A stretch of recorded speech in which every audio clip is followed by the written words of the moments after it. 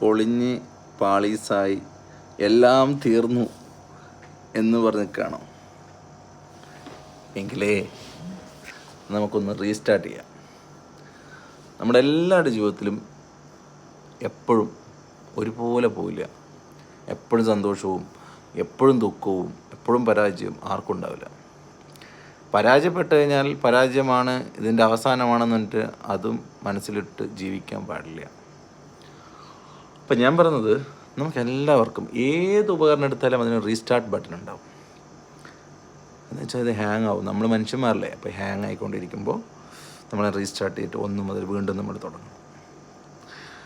അങ്ങനെയൊക്കെ പോകുമ്പോഴാണ് ലൈഫ്. നമ്മളൊരു റോബോട്ടല്ല, നമ്മൾ സാധാരണ മനുഷ്യരാണ്, മജ്ജയും മാംസവുമുള്ള മനുഷ്യരാണ്.